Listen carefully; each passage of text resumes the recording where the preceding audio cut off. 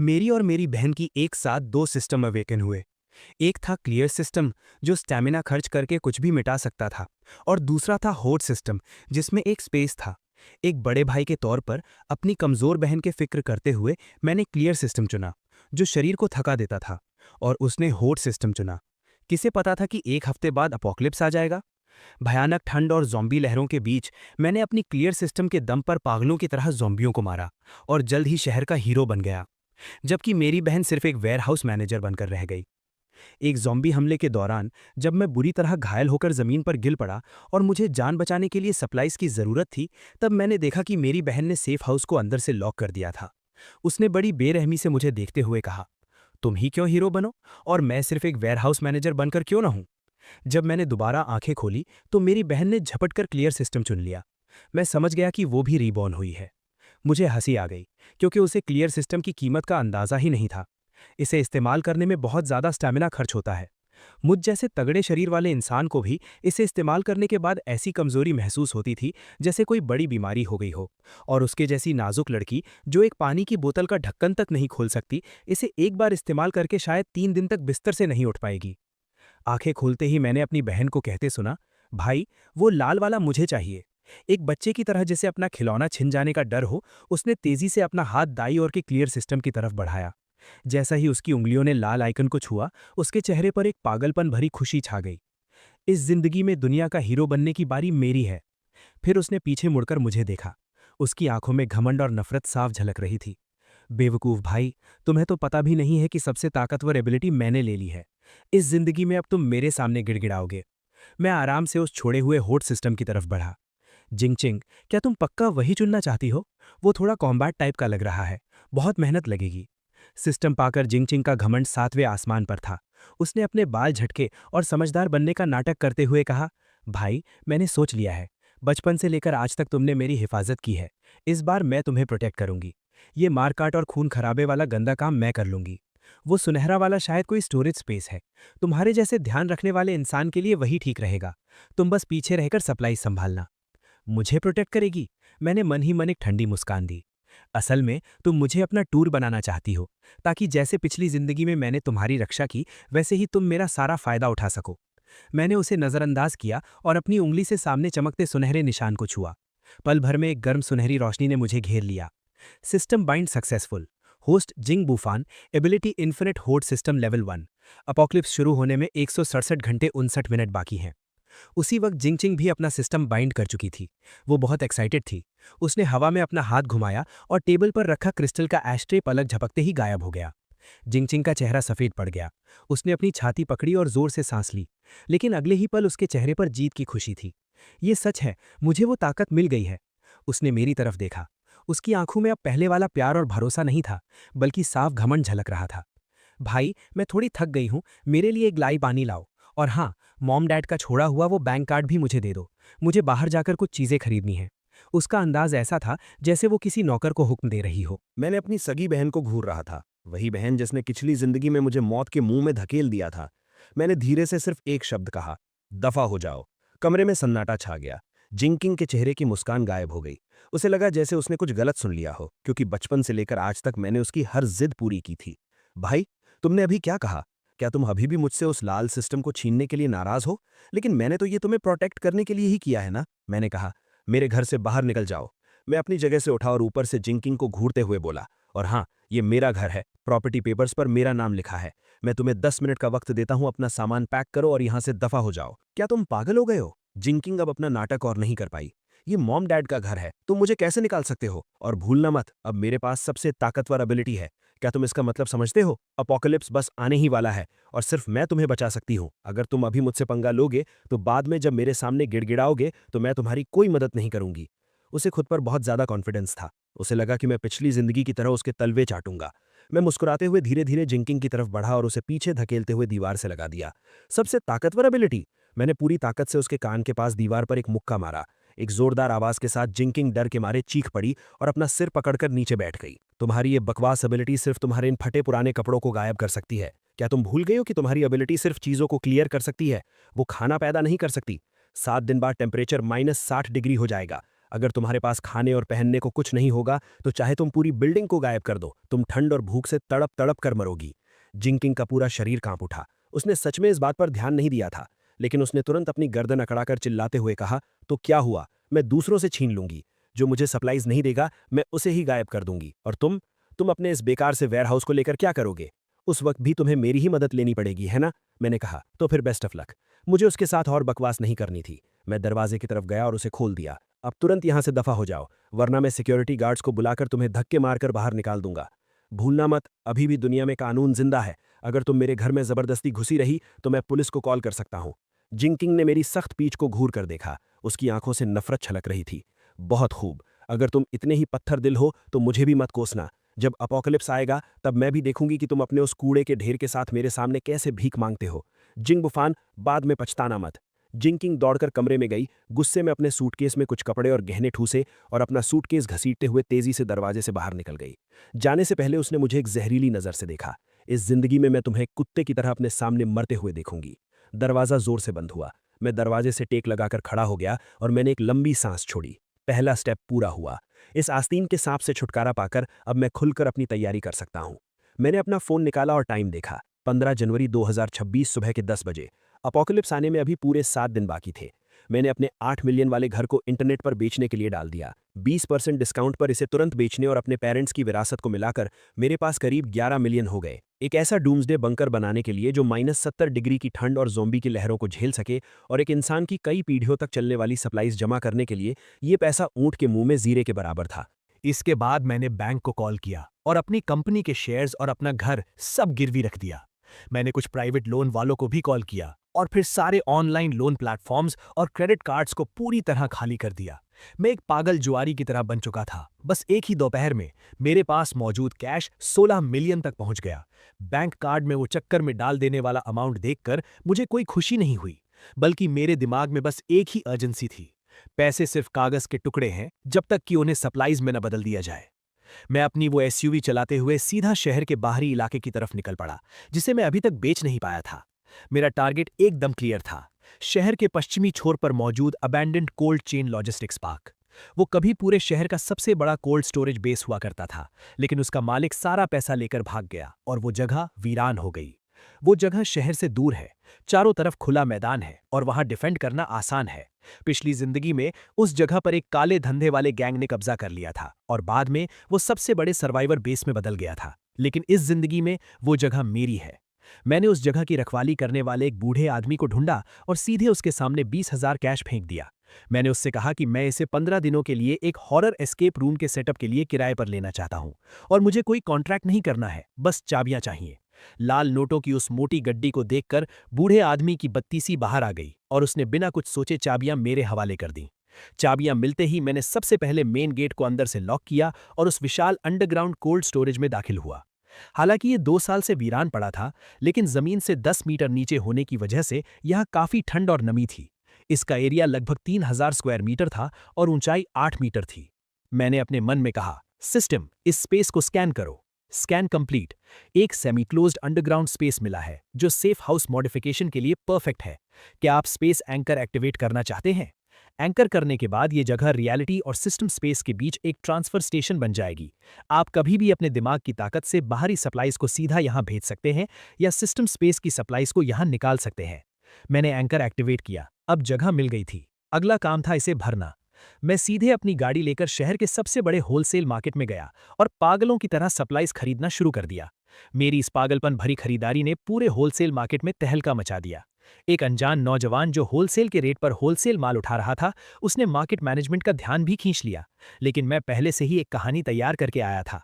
मैंने उनसे कहा कि ये दूर पहाड़ों में मौजूद कुछ बड़ी खदानों के लिए साल भर का राशन है और पहाड़ जल्दी ही बर्फ से ढकने वाले हैं, इसलिए मुझे ये सब कुछ ही दिनों में चाहिए। आज के पैसे वाले जमाने में अगर तुम्हारे पास पैसा है तो चाहे तुम्हारा बहाना कितना भी बेतुका क्यों ना हो, लोग खुद ही उसे सच मान लेते हैं। रात होते ही भारी भरकम ट्रकों का पहला काफिला सप्लाईज लेकर पश्चिमी छोर के उस वीरान कारखाने में दाखिल हुआ। जब सारे मजदूर अपना काम खत्म करके चले गए तो मैंने लोहे का दरवाजा फिर से लॉक कर दिया। वो विशाल कोल्ड स्टोरेज अब सप्लाईज के छोटे छोटे पहाड़ों से भर चुका था। मैं 5 मीटर ऊंचे चावलों के पहाड़ के सामने गया। मैंने अपना हाथ उठाया, अपनी हथेली सबसे नीचे वाली चावल की बोरी पर रखी और कहा, स्टोर। अगले ही पल मेरे सामने मौजूद वो 50 टन चावल पलक झपकते ही गायब हो गया। मैंने अपनी आंखें बंद की और अपना पूरा फोकस सिस्टम स्पेस में लगाया। मैंने देखा कि उस अंतहीन सफेद स्पेस में वो 50 टन चावल हवा में चुपचाप तैर रहा था, बिल्कुल उसी शेप में जैसे वो जमीन पर रखा था। यहाँ वक्त रुक जाता है, अगर 100 साल भी गुजर जाएं तब भी ये चावल पकाने पर बिल्कुल फ्रेश रहेगा। मुझे अपने अंदर से एक गहरी खुशी महसूस हुई। हर चीज को अपने कब्जे में रखने और सब कुछ कंट्रोल करने का यह एहसास वाकई नशा है। लेकिन ये तो बस शुरुआत थी। -60 डिग्री की भयानक ठंड में अगर कोई हीट सोर्स नहीं होगा तो ये सारा खाना जमकर पत्थर बन जाएगा। मैंने अपने एक दोस्त के जरिए 10,000 ton smokeless diesel, solar panels और जनरेटर्स खरीदे। अभी 7 दिन बाकी थे। मुझे इस कोल्ड स्टोरेज में सिर्फ 10 पीढ़ियों तक चलने वाला खाना ही नहीं भरना था, बल्कि मुझे इसे एक ऐसा कांस्टेंट टेम्परेचर बंकर बनाना था जिसे कोई न्यूक्लियर बॉम्ब भी ना तोड़ पाए। उसी वक्त मेरे फोन पर एक मैसेज आया। भेजने वाली जिंग चिंग थी और मैसेज में एक फोटो थी। फोटो में वो और उसका बॉयफ्रेंड चेन शू एक महंगे फ्रेंच रेस्टोरेंट में बैठे थे। मैसेज में लिखा था, बेचारा भाई, घर से निकाले जाने के बाद क्या अब तुम सिर्फ इंस्टेंट नूडल्स खा रहे हो? मैं और मेरे सीनियर अपनी नई जिंदगी सेलिब्रेट कर रहे हैं। अगर तुम अभी घुटनों के बल बैठकर मुझसे भीख मांगोगे तो मैं शायद तुम्हें रोटी का एक टुकड़ा देने के बारे में सोच सकती हूँ। मैंने स्क्रीन की तरफ देखा और मेरे चेहरे पर एक मजाकिया मुस्कान आ गई। खा लो, जी भर के खा लो, ये तुम्हारी जिंदगी का आखिरी इंसानों वाला खाना है। मैंने बिना कुछ सोचे सिर्फ 3 शब्द रिप्लाई किए, ज्यादा कपड़े पहनना, और फिर सीधा उसे ब्लॉक करके फोन स्विच ऑफ कर दिया। मैं सेकंड फ्लोर के लोहे के वॉकवे पर खड़ा था। नीचे दर्जनों मजदूर चींटियों की तरह उस विशाल लोहे के राक्षस के पेट में काम कर रहे थे। बॉस, तुम्हारी ये डिमांड कुछ ज्यादा ही अजीब नहीं है? ये बोलने वाला इंसान ओल्ड ब्लैक था, जो शहर का सबसे जुगाड़ू कॉन्ट्रैक्टर था। इस वक्त अपने हाथ में पकड़े हुए उस घने ब्लूप्रिंट को देखकर ओल्ड ब्लैक का चेहरा ऐसा लग रहा था जैसे उसे कब्ज हो गई हो। पूरे कमरे में 50 सेंटीमीटर मोटी aerospace grade aerogel insulation layer लगानी है और उसके ऊपर 20 मिलीमीटर की 2 बुलेट प्रूफ स्टील प्लेट्स लगानी है। इस सेटअप से तुम किसी न्यूक्लियर बॉम्ब से बचना चाहते हो या गॉडजिला से? और तुम चाहते हो कि सारे पुराने वेंटिलेशन सिस्टम्स को पूरी तरह सील कर दिया जाए और सिर्फ 2 नए एयर इनलेट्स छोड़े जाएं, वो भी न्यूक्लियर, बायोलॉजिकल और केमिकल फिल्टर सिस्टम के साथ। ओल्ड ब्लैक ने अपने माथे का पसीना पोंछा और बोला, भाई, इसका खर्च कोई छोटी मोटी रकम नहीं है। मैंने कहा, पैसा तुम्हारे अकाउंट में ट्रांसफर हो गया है। 5 मिलियन एडवांस पेमेंट है। मुझे ये काम 3 दिन के अंदर पूरा चाहिए। सारा मटेरियल रेडी स्टॉक होना चाहिए। अगर स्टॉक नहीं है तो जाकर दूसरे कंस्ट्रक्शन साइट से उखाड़ लाओ। मैं डिफरेंस अमाउंट का 3 गुना पैसा दूंगा। मैंने पलटकर ओल्ड ब्लैक की आंखों में देखा और कहा, मेरी सिर्फ एक शर्त है। मुझसे ये मत पूछना कि मैं ये क्यों कर रहा हूं। कोई फोटो नहीं खींचना और सोशल मीडिया पर कुछ नहीं डालना। काम खत्म होने के बाद मैं तुम्हें मुंह बंद रखने के लिए 2 मिलियन और दूंगा। ओल्ड ब्लैक के गले की नस जोर से हिली। 7 मिलियन, ये उसके 2 साल के प्रॉफिट के बराबर था। ठीक है बॉस, आज से तुम ही मेरे भगवान हो। जब तुम इतने दरिया दिल हो तो मैं ओल्ड ब्लैक भी यहाँ कसम खाता हूँ। अगर 3 दिन में काम पूरा नहीं हुआ तो मैं अपना सिर काटकर तुम्हारे पैरों में फुटबॉल की तरह रख दूंगा। ओल्ड ब्लैक को पागलों की तरह काम में लगते हुए देखकर मेरे दिल में कोई हलचल नहीं हुई। मैं सिर्फ एक शेल्टर नहीं बना रहा था, बल्कि अपोकलिप्स की दुनिया से बिल्कुल अलग एक पूरा इकोसिस्टम तैयार कर रहा था। मैं फैक्ट्री के एक कोने में गया जहां अभी अभी एक खास माल उतारा गया था। भारी लकड़ी के बक्से तोड़े गए जिसके अंदर से गहरे काले रंग की धातु चमक रही थी। ये कोई आम स्टील नहीं था, बल्कि खास जुगाड़ से मंगवाया गया high voltage power grid generator और मिलिट्री ग्रेड ब्लास्ट प्रूफ शीशा था। अपोकलिप्स के शुरुआती दिनों में सबसे खतरनाक चीज ज़ॉम्बी नहीं होते, बल्कि इंसानी फितरत होती है। जब भूख और ठंड इंसानों को जानवर बना देती है, तब वो लुटेरे किसी आम शटर वाले दरवाजे को कागज की तरह फाड़ देते हैं। मैंने सिस्टम से इन सारे मटेरियल्स को स्टोर करने को कहा और फिर ब्लूप्रिंट के हिसाब से स्पेस एडजस्ट करने का हुक्म दिया। जब मजदूर खाना खाने गए हुए थे, मैंने उन भारी ब्लास्ट प्रूफ शीशों को छुआ और कई टन भारी मटेरियल पलक झपकते ही गायब हो गया। फिर सिस्टम के प्रिसाइज कंट्रोल की मदद से वो शीशे फैक्ट्री की छत के खिड़कियों वाले हिस्से में बिना किसी दरार के एकदम परफेक्ट फिट हो गए। जैसे ही आखिरी कंस्ट्रक्शन गाड़ी वहां से निकली, वो विशाल लोहे का दरवाजा धीरे धीरे बंद हो गया। मैं अपने उस प्राइवेट स्टील बंकर के बीचों बीच खड़ा था। चारों तरफ पहाड़ों की तरह रखी सप्लाईज को देखकर मुझे लगा कि ये अभी भी काफी नहीं है। मैंने अपना फोन चेक किया। बैलेंस 5 लाख से भी कम बचा था। लीगल तरीके से चीजें खरीदने की मेरी लिमिट खत्म हो चुकी थी। अब बारी थी फ्री में माल लूटने की। रात के 2 बजे ईस्ट पोर्ट का बॉन्डेड लॉजिस्टिक्स सेंटर, ये शहर का सबसे बड़ा इंपोर्ट एक्सपोर्ट हब था। यहाँ बंदरगाह पर हजारों कंटेनर्स खिलौनों की तरह एक के ऊपर एक रखे हुए थे, जिनके अंदर दुनिया भर से आया हुआ टॉप क्वालिटी का माल भरा था। सिर्फ एक रात में मैंने उस बॉन्डेड एरिया के लगभग आधे महंगे वेयरहाउसेस खाली कर दिए। तब जाकर मेरे दिमाग में एक हल्का सा दर्द हुआ। ये मेरी मानसिक ताकत के ओवर यूज का वार्निंग था। मजबूरी में मुझे अपना काम रोकना पड़ा, हालांकि मेरा मन अभी भरा नहीं था। जैसे ही मैं वहां से निकलने वाला था, अचानक इंजनों की तेज आवाज ने रात का सन्नाटा चीर दिया। कुछ काले रंग की मॉडिफाइड एसयूवीज तेजी से पोर्ट में घुसी और पास ही एक छुपे हुए वेयरहाउस के सामने रुक गईं। दरवाजे खुले और टैटू वाले दर्जनों गुंडे बाहर निकले। उनका लीडर एक गंजा आदमी था जो जोर जोर से चिल्ला रहा था, जल्दी करो, सामान जल्दी लोड करो, लॉन्ग ब्रो ने कहा है ये माल आज रात ही निकल जाना चाहिए। ऊपर वाले आजकल हम पर कड़ी नजर रखे हुए हैं। जो बक्से वो लोग उठा रहे थे उन पर साफ साफ डेंजर का निशान बना हुआ था। मैंने अपनी आंखें छोटी की और सिस्टम का लॉन्ग डिस्टेंस स्कैन एक्टिवेट किया। स्कैन का रिजल्ट आया TNT explosives, detonators, industrial ammonium nitrate. ये तो हथियारों का जखीरा था। मेरी दिल की धड़कन रुक सी गई। ये तो शहर के सबसे बड़े underground gang black shark gang का स्मगलिंग अड्डा था। उन विस्फोटकों को देखकर जो न सिर्फ ज़ॉम्बी को चीथड़ों में उड़ा सकते थे बल्कि किसी भी मजबूत किले को तोड़ सकते थे, मैंने अपने होठों पर जीभ फेरी। ये तो जैसे खुद चलकर आया हुआ कोई बड़ा तोहफा था। इन विस्फोटकों के साथ मेरे पास अपना सबसे बड़ा ट्रम्प कार्ड आ गया था। अब जब मैं यहाँ आ ही गया हूं तो माफ करना भाइयों। मैंने चुपचाप सिस्टम स्पेस की ताकत का इस्तेमाल किया और वेयरहाउस के पीछे पहुंच गया। मैंने अपना हाथ उस पतली सी स्टील की दीवार पर रखा। ये दूरी सिस्टम के स्टोरेज रेंज के बिल्कुल अंदर थी। सिस्टम, वेयरहाउस के अंदर मौजूद सारे विस्फोटकों को लॉक करो और सब कुछ स्टोर कर लो। वेयरहाउस के अंदर सामान ढो रहे गुंडों की आंखों के सामने अंधेरा सछा दिया। अभी अभी उनके हाथों में जो भारी बक्से थे वो अचानक गायब हो गए। वहां एकदम सन्नाटा छा गया। वो दर्जनों भारी भरकम गुंडे अपने हाथ हवा में उठाए उसी पोज में खड़े थे और एक दूसरे को फटी आंखों से देख रहे थे। शिट, बक्से कहाँ गए? क्या यहाँ भूत है? लॉन्ग ब्रो, गड़बड़ हो गई, माल गायब हो गया, सब कुछ गायब हो गया। वो गंजा लीडर दौड़कर अंदर आया। उस खाली वेयरहाउस को देखकर उसके चेहरे पर पहले गुस्सा आया, फिर खौफ और फिर उसे अपनी आंखों पर शक होने लगा। कौन है? किसने किया ये? बाहर निकल कर आ। उसने अपनी बंदूक निकाली और हवा में पागलों की तरह लहराने लगा। और मैं इस अफरा तफरी का फायदा उठाकर बहुत पहले ही पोर्ट की दीवार फांदकर रात के अंधेरे में गायब हो चुका था। Countdown 24 hours. आखिरी दिन भी शहर में वही चहल पहल थी। किसी को नहीं पता था कि ये पुरानी दुनिया का आखिरी सूरज है। मौसम विभाग ने कोल्ड वेव का ब्लू अलर्ट जारी किया था, जिसमें कहा गया था कि कल टेम्परेचर 10 से 15 डिग्री नीचे गिर जाएगा। किसी ने इसे सीरियसली नहीं लिया। सबको लगा कि बस थोड़े मोटे कपड़े पहनने पड़ेंगे। मैं उस दिन बाहर नहीं निकला। मैं पश्चिमी इलाके के अपने उस बंकर में रहकर आखिरी चेकिंग कर रहा था। दरवाजे और खिड़कियां पूरी तरह सील कर दी गई थीं और अंदर आने के लिए सिर्फ एक मेन गेट छोड़ा गया था। मैंने अपना फोन खोला और आखिरी बार अपना सोशल मीडिया देखा। जिंग क्विंग ने 1 घंटे पहले एक पोस्ट डाला था। हालांकि सर्दियां आ रही हैं, लेकिन मेरा दिल बहुत गर्म है। इस सरप्राइज के लिए थैंक यू सीनियर। हमारा फ्यूचर बहुत ब्राइट है और कुछ लोग बस अपने सड़े हुए पैसों के साथ पड़े पड़े सड़ते रहेंगे। मुझे बड़ी जोरदार हंसी आ गई। मैंने उस पोस्ट को लाइक किया और नीचे कमेंट में लिखा, इस आखिरी सुकून को अच्छे से एंजॉय कर लो, जल्द ही मौसम बहुत गर्म होने वाला है। उसी वक्त खिड़की के बाहर गिर रही हल्की हल्की बारिश अचानक रुक गई और फिर एक टेबल टेनिस की गेंद के बराबर बड़ा ओला मेरे बुलेट प्रूफ शीशे पर जोर से टकराया। फिर दूसरा, फिर तीसरा। ओले गोलियों की तरह बरसने लगे और उनके साथ तेज तूफानी हवाएं चीखने लगीं। टेम्परेचर एकदम से जमीन पर आ गिरा। मेरे फोन की स्क्रीन पर एक इमरजेंसी न्यूज फ्लैश हुई। एक बेहद खतरनाक पोलर वोटेक्स की वजह से पूरी दुनिया का टेम्परेचर अगले 3 घंटों में 50 डिग्री नीचे गिर जाएगा। सभी नागरिकों से अपील है कि वो तुरंत अपने घर लौट जाएं। तुरंत अपने घर लौट जाएं। ये कोई ड्रिल नहीं है। अपोकलिप्स शुरू हुए अभी बस 10 मिनट ही हुए थे और बाहर की दुनिया का रंग पूरी तरह बदल चुका था। पलक झपकते ही सड़कों पर काली बर्फ की एक मोटी परत जम गई। दर्जनों गाड़ियां आपस में टकराईं और उनमें आग लग गई। लेकिन इससे पहले कि आग फैल पाती, उस भयानक ठंड ने उसे वहीं दबा दिया और वो आग एक अजीब सी जमी हुई हालत में बदल गई। गाड़ियों में फंसे लोग दहशत में दरवाजे खोलकर भागना चाहते थे, लेकिन दरवाजे बर्फ से जाम हो चुके थे। कुछ लोग खिड़कियां तोड़कर बाहर निकले, लेकिन बाहर की हवा को छूते ही ऐसा लगा जैसे उनके शरीर की सारी गर्मी निचोड़ ली गई हो।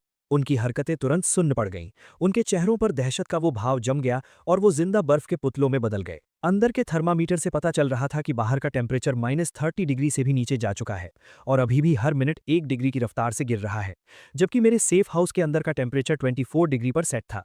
मैंने अपना जैकेट उतारा और सिर्फ एक पतली सी टी शर्ट पहनकर बैठ गया। मैंने एकदम सही पके हुए वैग्यू बीफ का एक टुकड़ा अपने मुंह में डाला। आहा, सुकून। उसी समय शहर के बीचों बीच एक महंगे अपार्टमेंट में। बहुत ठंड है। ये क्या हो रहा है? हीटर क्यों बंद हो गया? जिंग क्विंग अपनी नई खरीदी हुई कश्मीरी रजाई ओढ़े हुए थी, फिर भी वो ठंड से कांप रही थी। अभी अभी पूरे सोसाइटी का हीटिंग सिस्टम पाइप फटने की वजह से ठप हो गया था। कमरे का टेम्परेचर -5 डिग्री तक गिर चुका था। हालांकि ये अभी जानलेवा नहीं था, लेकिन लाड़ प्यार में पली बढ़ी जिंग क्विंग के लिए ये किसी नर्क से कम नहीं था। सीनियर, जल्दी कुछ सोचो, हम ठंड से मर जाएंगे। उसने अपने बगल में बैठे चेंगशू को धक्का दिया। चेंगशू की भी ठंड से हालत खराब थी। वो पागलों की तरह सारे कपड़े अपने ऊपर लाद रहा था। चुप रहो, मेरी भी हालत खराब है। ये मनहूस मौसम अचानक कैसे बदल गया? जल्दी ढूंढो, क्या कोई हीट पैच बचा है? सारे हीट पैचेस उस बक्से में हैं। जिंग क्विंग ने कोने की तरफ इशारा किया। दोनों ने पागलों की तरह ढूंढना शुरू किया, लेकिन उन्हें सिर्फ 10 से भी कम हीट पैचेस मिले। ये रात काटने के लिए बिल्कुल भी काफी नहीं थे। हाँ, तुम्हारा भाई तो अमीर है ना, वो पक्का किसी बड़े होटल में होगा या उसने कोई हीटिंग इक्विपमेंट खरीदा होगा। जल्दी उसे कॉल करो। जिंग क्विंग को जैसे डूबते को तिनके का सहारा मिल गया। उसने कांपते हाथों से फोन उठाया और मेरा नंबर डायल किया। Sorry, the number you are dialing is currently switched off. Shit. जीन किंग ने गुस्से में फोन सोफे पर पटक दिया। इस कमीने की आज फोन बंद करने की हिम्मत कैसे हुई? शांत हो जाओ, शांत हो जाओ। चेनशू की आंखें चमकी। मुझे याद आया, कुछ दिन पहले मैंने तुम्हारे भाई को साउथ सिटी होलसेल मार्केट में देखा था। मैं काफी दूर था, लेकिन मैंने उसे बार बार ये कहते सुना कि पश्चिमी छोर पर एक फैक्ट्री है। वहां सच में एक वीरान फैक्ट्री है। ऐसे मौसम में वो पक्का वहीं छिपा होगा। हम उसे ढूंढने चलते हैं। बाहर इतनी भयानक बर्फबारी हो रही है। जिंग किंग ने खिड़की के बाहर उस डरावने तूफान को देखा और पीछे हट गई। अगर हम नहीं गए तो मर जाएंगे। ये बर्फबारी इतनी जल्दी नहीं रुकने वाली। कुछ और घंटों में घर के पानी के पाइप भी फट जाएंगे। हमारे पास गाड़ी है और उसमें एसी है। एक बार तुम्हारा भाई मिल जाए, फिर तुम्हारे सिस्टम और मेरे दिमाग के सामने उसकी क्या औकात। तब उसकी सारी सप्लाईज हमारी हो जाएंगी। उनके लालच ने उनके डर को हरा दिया। दोनों ने अपने ऊपर सारे कपड़े लाद लिए और किसी तरह लड़खड़ाते हुए नीचे जाकर गाड़ी में बैठ गए। गाड़ी स्टार्ट हुई और जैसे ही अंदर गर्म हवा आई, दोनों ने राहत की सांस ली। चलो, पश्चिमी इलाके की तरफ चलते हैं। जिंग किंग की आंखों में एक बेरहमी भरी चमक आ गई। एक बार मुझे जिंग बुफान मिल जाए तो मैं उसे बर्फ में घुटनों के बल बिठाऊंगी और उससे माफी मंगवाऊंगी, ताकि मैं उसकी पहले वाली बदतमीजी के लिए उसे माफ कर सकूं। और उधर पश्चिमी इलाके में मैं अपने मॉनिटरिंग स्क्रीन के एक कोने को घूर रहा था। वहां कुछ आवारा कुत्ते एक दूसरे से चिपककर ठंड से कांप रहे थे। अचानक उनमें से एक कुत्ते का शरीर जोर जोर से झटके खाने लगा। उसकी आंखें पल भर में खून की तरह लाल हो गईं और एक खौफनाक गैर इंसानी चीख उस वीरान जगह पर गूंज उठी। उस म्यूटेटेड ज़ॉम्बी कुत्ते ने अपने ही साथी पर हमला कर दिया। बर्फ पर खून के फवारे छूट पड़े, जो तुरंत लाल बर्फ के टुकड़ों में जम गए। ये कोई आम वायरस नहीं था, ये एक्सट्रीम कोल्ड ज़ॉम्बी वायरस था। इन्हें ठंड से डर नहीं लगता, बल्कि जितनी ज्यादा ठंड होती है, ये उतने ही ज्यादा खतरनाक हो जाते हैं। मैंने अपने चॉपस्टिक्स नीचे रखे, तो आखिरकार ये शुरू हो ही गया। मैं अपनी जगह से उठा, कंट्रोल पैनल के पास गया और वो लाल बटन दबा दिया। Level 1 combat defence mode activated. Factory के बाहर मौजूद फर्स्ट लाइन ऑफ डिफेंस के हाई वोल्टेज ग्रिड में बिजली दौड़ गई। उस तूफानी बर्फबारी में नीली बिजलियां कड़कने लगीं। मैंने अपने रेड वाइन का ग्लास उठाया, स्क्रीन पर दिख रहे उस बर्फीले तूफान की तरफ इशारा किया और कहा, नरक में तुम्हारा स्वागत है मेरे मेहमानों। पश्चिमी इलाके का बर्फीला तूफान अब एक सफेद तबाही में बदल चुका था। सामने 5 मीटर तक भी कुछ दिखाई नहीं दे रहा था। एक सफेद BMW X5 किसी पियक्कड़ की तरह उस सड़क पर रेंग रही थी, जहां पहले से ही आधा मीटर बर्फ जम चुकी थी। हम अभी तक क्यों नहीं पहुंचे? तुमने तो कहा था सिर्फ 20 किलोमीटर है। जिंग किंग पैसेंजर सीट पर बैठी थी। उसने अपने ऊपर 2 भारी रजाइयां डाली हुई थीं, फिर भी ठंड से उसके दांत किटकिटा रहे थे। चुप रहो। स्टीयरिंग व्हील पकड़े हुए चैन शू के हाथ सुन्न हो चुके थे। उन पर नीले और बैंगनी रंग के फ्रॉस्ट बाइट्स हो गए थे। नेविगेशन दिखा रहा है कि वो बस आगे ही है। लानत है, इस रास्ते पर कुछ दिखाई नहीं दे रहा। अचानक एक जोरदार आवाज हुई। गाड़ी जोर से नीचे धसी और फिर पूरी तरह बंद हो गई। गाड़ी का निचला हिस्सा सड़क के बीच पड़ी एक बड़ी बर्फ की चट्टान में फंस गया था। गाड़ी खराब हो गई।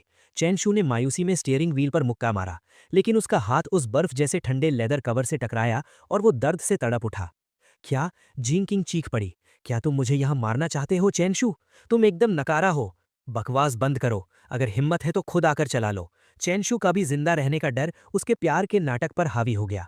बाहर निकलो। वो सामने जो काला सा साया दिख रहा है, वो शायद वही फैक्ट्री है। पैदल चलते हैं। उन दोनों के पास अब कोई चारा नहीं था। गाड़ी में रहने का मतलब था ठंड से जमकर मर जाना। उन्होंने अपनी रजाइयां कसकर लपेटीं और 2 बेवकूफ पेंगुइन की तरह लड़खड़ाते हुए उस बर्फीले तूफान में उतर गए। जिंग चिंग को लग रहा था जैसे उसके फेफड़े ठंड से फट जाएंगे। हर एक सांस मौत जैसी लग रही थी। सिर्फ 500 मीटर का रास्ता, जो आम दिनों में कुछ मिनटों का होता था, उसे पार करने में उन्हें पूरे आधे घंटे लग गए। जब वो लोहे के राक्षस जैसी फैक्ट्री उनके सामने आई, तो वो दोनों लगभग घुटनों के बल रेंगते हुए मेन गेट तक पहुंचे। लेकिन सामने का नजारा देखकर वो सुन्न रह गए। ये कोई वीरान फैक्ट्री कहां से है? ये तो साफ साफ एक स्टील बंकर था। पुरानी लाल ईंटों की दीवारों को पूरी तरह से सिल्वर ग्रे धातु की मोटी चादरों से ढक दिया गया था। जिंगचिंग दौड़कर उस विशाल स्टील गेट के पास गई और पागलों की तरह दरवाजा पीटने लगी। जिंग बुफान, मुझे पता है तुम अंदर हो, दरवाजा खोलो। भाई, मैं किंग चिंग हूँ, मैं ठंड से मर रही हूँ, जल्दी दरवाजा खोलो और मुझे अंदर आने दो। जिंग बुफान, मैं चेन शू हूँ, हम तुम्हारे अपने हैं, तुम हमें ऐसे मरने के लिए कैसे छोड़ सकते हो? दोनों पूरी ताकत से चिल्ला रहे थे, लेकिन उनकी आवाज उस तूफान में तुरंत गायब हो गई। अंदर मैं एक बड़े से लेदर सोफा पर बैठा था और मेरे सामने एक पूरी दीवार मॉनिटरिंग स्क्रीन से भरी थी। स्क्रीन पर दो धुंधले लाल थर्मल इमेजिंग साए दरवाजे से चिपके हुए थे, बिल्कुल दो लाचार मक्खियों की तरह। मेरे हाथ में लफाइट वाइन का एक गिलास था जिसे मैं हल्के हल्के हिला रहा था। पास ही रखे एक छोटे तांबे के बर्तन में लाल तेल उबल रहा था, जिसमें से पागल कर देने वाली मसालेदार खुशबू आ रही थी। मैंने कहा, सिस्टम, बाहर का स्पीकर ऑन करो। बाहर के स्पीकर से बिजली की एक हल्की सी आवाज आई जिससे वो दोनों चौंक गए, और फिर उस तूफान में एक सुस्त, शांत और हल्की मुस्कान से भरी आवाज गूंजी। कौन है? आधी रात को दूसरों को परेशान करना जुर्म है क्या, तुम्हें नहीं पता? ये आवाज सुनते ही जिंग चिंग की आंखों से आंसू छलक पड़े। भाई, मैं हूं, तुम्हारी बहन, जल्दी दरवाजा खोलो, बाहर बहुत ठंड है, हम मरने वाले हैं। मेरी बहन? मेरी आवाज बहुत शांत थी, और फिर चबाने की आवाज के साथ मैंने कहा, यार ये डक इंटेस्टाइन का सूप थोड़ा ज्यादा पक गया है। हाँ, तो तुमने क्या कहा, तुम कौन हो? बाहर खड़ी जिंग चिंग की जैसे सांस ही रुक गई। मैं बाहर एक कुत्ते की तरह ठंड से मर रही हूं और तुम अंदर हॉट पॉट खा रहे हो, वो भी डक इंटेस्टाइन के साथ। उस मनहूस खाने की कल्पना भर से ही उसके मुंह में पानी आ गया और उसके पेट ने जोर से आवाज की, जिंग बुफान, पागल बनने का नाटक मत करो, मुझे पता है तुम सुन सकते हो। मैं जिंग चिंग हूं, तुम्हारी इकलौती सगी बहन, तुम जल्दी दरवाजा खोलो। एक बार मैं अंदर आ जाऊं, फिर मैं तुम्हें पहले की सारी बातें समझाऊंगी। वो सब बस एक मिसअंडरस्टैंडिंग थी, एक गलतफहमी।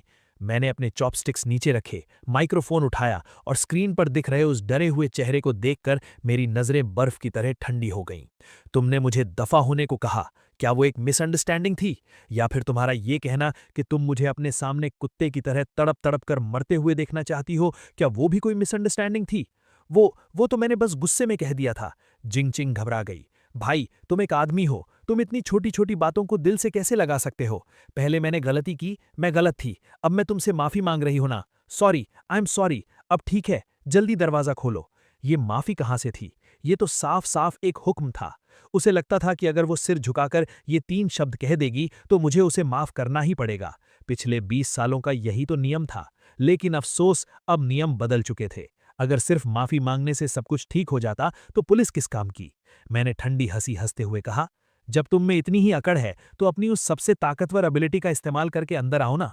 तुम्हारे पास क्लियर सिस्टम है ना? ये दरवाजा तुम्हारी आंखों में चुभ रहा है तो इसे क्लियर कर दो। ये बात एक बिजली की तरह जिंग चिंग के दिमाग पर गिरी। हाँ, मेरे पास तो सिस्टम है। वो ठंड से इतनी पागल हो चुकी थी कि वो अपना सिस्टम ही भूल गई थी।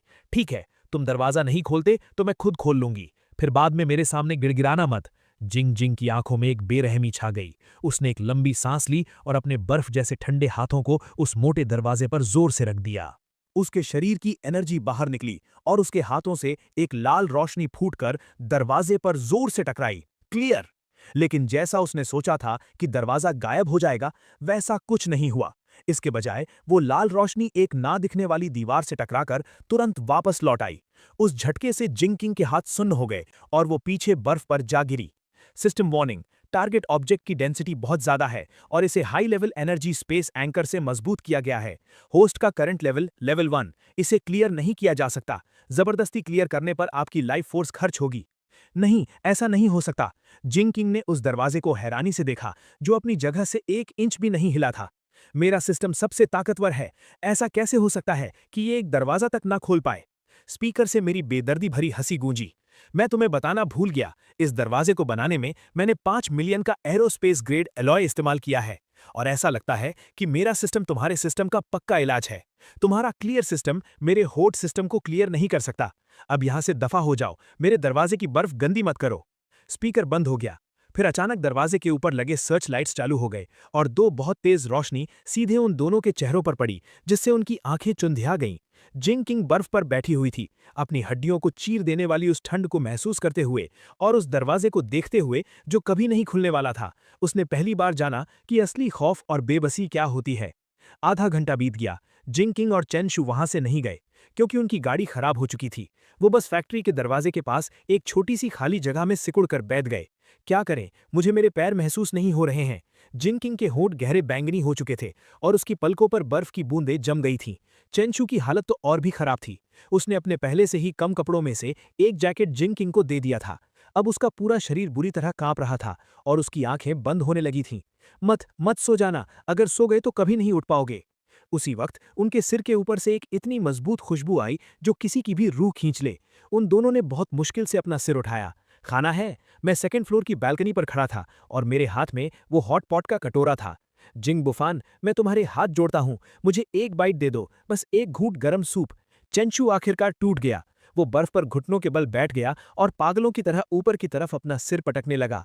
मैंने तुम्हें पहले बास्केटबॉल खेलना भी सिखाया था। हमारे उस पुराने रिश्ते के खातिर मुझे बचा लो।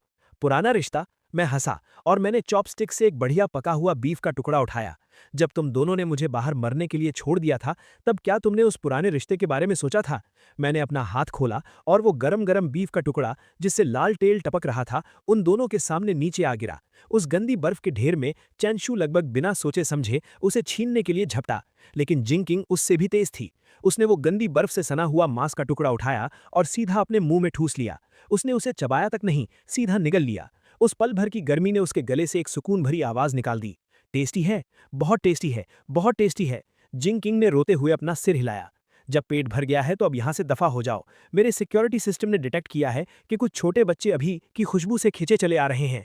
इससे पहले कि वो दोनों कुछ समझ पाते, दूर बर्फीले तूफान में अचानक कुछ हरी आंखें चमकने लगी। हवा के साथ एक भारी गुर्राहट की आवाज आई। वो कुछ म्यूटेटेड ज़ॉम्बी कुत्ते थे। भागो! चेंशू ने सबसे तेज रिएक्ट किया। उसने जिंकिंग को पकड़ा और भागने लगा, लेकिन जमीन पूरी तरह बर्फ से ढकी थी। दोनों के पैर फिसले और वो मुंह के बल जमीन पर गिर पड़े। पहला ज़ॉम्बी कुत्ता उन पर झपटा और उसने अपना खूनी मुंह सीधा चेंशू की जांग पर गाड़ दिया। बचाओ! जिंग बुफान, बचाओ! चेंशू किसी सूअर की तरह चीखने लगा। वो उस कुत्ते को पागलों की तरह लाते मार रहा था, लेकिन उसे तो दर्द ही महसूस नहीं हो रहा था। मौत सामने देखकर चेंशू की आंखों में एक दरिंदगी आ गई। उसने तुरंत अपने बगल में पड़ी जिंकिंग को पकड़ा और उसे पूरी ताकत से कुत्ते के मुंह की तरफ धकेल दिया और खुद उसी झटके से दूसरी तरफ लुढ़क गया। सीनियर, तुम ये क्या कर रहे हो? जिंकिंग दहशत में चीख पड़ी। वो देख रही थी कि वो बदबूदार बड़ा सा मुंह बस उसकी गर्दन काटने ही वाला है। मौत और जिंदगी के उस एक पल में जिंदा रहने की चाहत ने डर को हरा दिया। जिंकिंग ने अपनी तरफ आते हुए उस कुत्ते के सिर को घूर कर देखा। उसके दिमाग में वो लाल आइकन पागलों की तरह चमकने लगा और वो मन ही मन चिल्लाई, गायब हो जा। क्लियर! उस विशाल मैस्टिफ कुत्ते का सिर जिंकिंग की नाक से सिर्फ 1 सेंटीमीटर की दूरी पर आकर पूरी तरह मिट गया।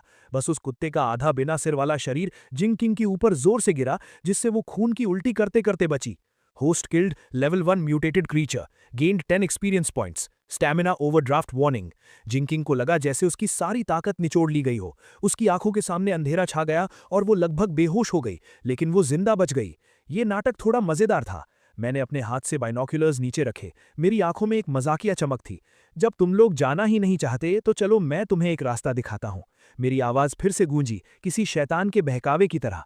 यहां से ईस्ट की तरफ 200 मीटर जाओ, वहां एक गार्ड हाउस है। वो पहले यहां के सिक्योरिटी गार्ड का कमरा हुआ करता था। हालांकि उसके शीशे टूटे हुए हैं, लेकिन फिर भी छुपने की जगह है। आज रात जिंदा बचने का वही तुम्हारा इकलौता मौका है। इतना कहकर खिड़की पूरी तरह से बंद हो गई। पीछे रह गए अंधेरे में कांपते हुए वो 2 लोग और उनके चारों तरफ बढ़ती हुई वो हरी आंखें। गार्ड हाउस की तरफ चलो। जिंकिंग ने अपने ऊपर से कुत्ते की लाश को हटाया और लड़खड़ाते हुए खड़ी हो गई। उसने चेंशू की तरफ एक बार भी नहीं देखा। उस धक्के को वो हमेशा याद रखने वाली थी। ज़ॉम्बी कुत्तों के झुंड से घिरने से बस 1 सेकंड पहले वो दोनों रेंगते गिरते पड़ते उस टूटे फूटे गार्ड हाउस की तरफ भागे। गार्ड हाउस बहुत छोटा था और चारों तरफ से हवा आ रही थी। दोनों ने किसी तरह टूटी फूटी लकड़ियों और पुराने अखबारों से खिड़कियों को बंद किया और धूल भरी जमीन पर गिरकर जोर जोर से सांसें लेने लगे। किंग, तुम ठीक तो हो? चेंशू ने आगे बढ़कर जिंकिंग का हाथ पकड़ना चाहा। उसके चेहरे पर एक झूठी मक्खन लगाने वाली मुस्कान थी। मैं उस कुत्ते को धक्का दे रहा था, तुम्हें नहीं, गलत मत समझना। दूर हटो। जिंकिंग ने बेरहमी से उसका हाथ झटक दिया। अभी जो कुछ हुआ उसके बाद उस मासूम लड़की का नकाब हमेशा के लिए टूट चुका था और अब उसका मतलबी और खूंखार असली चेहरा सामने आ गया था। ये मत सोचना कि मुझे पता नहीं है कि तुम क्या सोच रहे हो चेंशू। पहले मैंने तुम्हें इसलिए पालकर रखा था क्योंकि तुम हैंडसम और पढ़ाई में अच्छे थे, लेकिन अब तुम सिर्फ एक कूड़े हो। जिनकिंग दीवार के सहारे बैठ गई और अपनी ताकत वापस पाने के लिए आंखें बंद कर लीं। अब से अगर तुमने मुझे छूने की भी कोशिश की तो मैं तुम्हारा सिर भी उस कुत्ते की तरह उड़ा दूंगी। चेंशू का शरीर सुन्न पड़ गया। उसकी आंखों में नफरत की चमक आई, लेकिन उसने तुरंत उसे छिपा लिया। उसे पता था कि अब जिंकिंग के पास वो खौफनाक क्लियर सिस्टम है। उसे मारना जिंकिंग के लिए चुटकी का काम था। वो सिर्फ बर्दाश्त कर सकता था। और उधर 200 मीटर दूर सेफ हाउस के बेसमेंट में मैं कांस्टेंट टेम्परेचर वाले मसाज बाथटब में लेटा हुआ था और मेरे हाथ में एक टैबलेट था। हालांकि पब्लिक इंटरनेट बंद हो चुका था, लेकिन मेरे लगाए हुए मिलिट्री ग्रेड सैटेलाइट रिसीवर में अभी भी पूरी दुनिया के सिग्नल्स आ रहे थे। स्क्रीन पर दुनिया भर की न्यूज स्क्रॉल हो रही थीं। China region emergency notice. सरकार ने highest level emergency plan activate कर दिया है। सभी ऑफिशियल शेल्टर खोल दिए गए हैं। सभी बचे हुए लोग अपने नज़दीकी शेल्टर में जाएं। इस शहर के शेल्टर की लोकेशन है east city sports centre, shelter number 7। मैंने इस लोकेशन को देखा।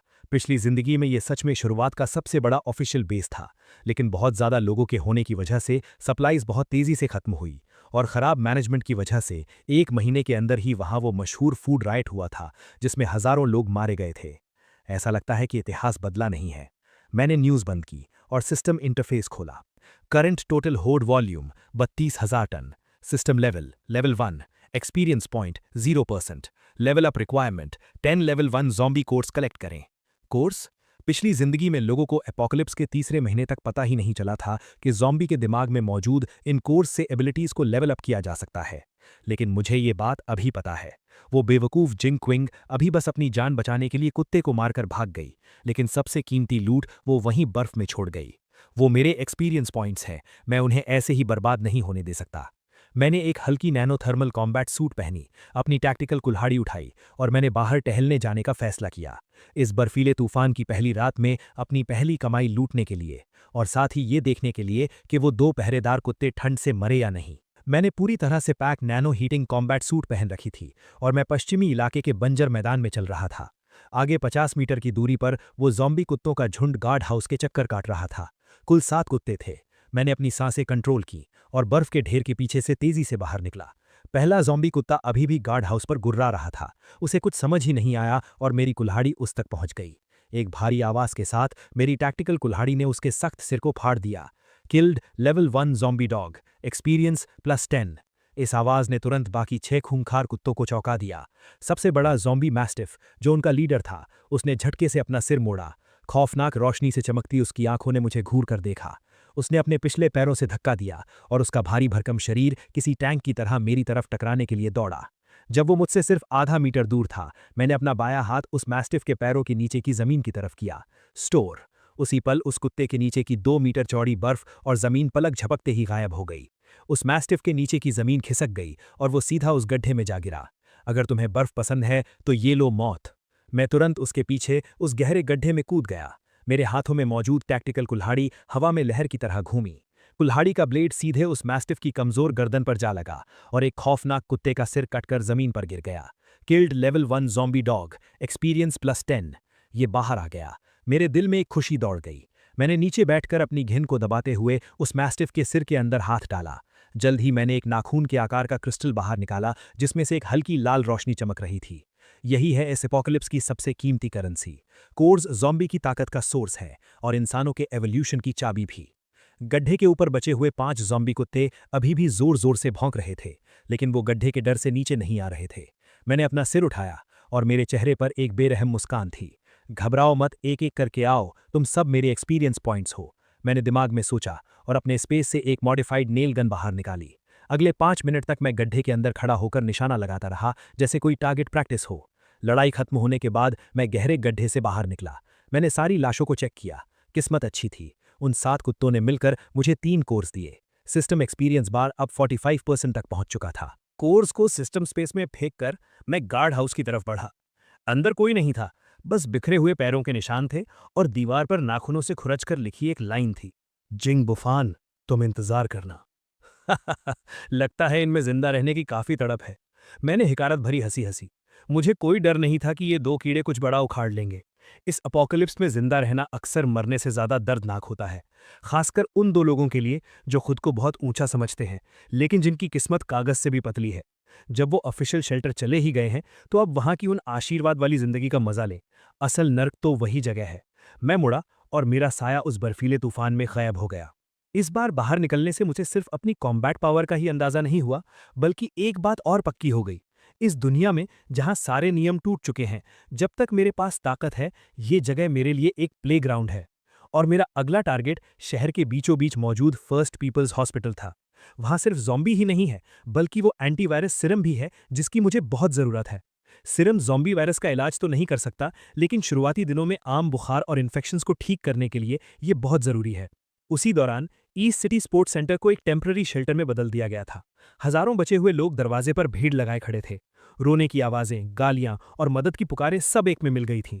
हथियारों से लैस सिपाही बहुत तनाव में ऑर्डर मेंटेन कर रहे थे।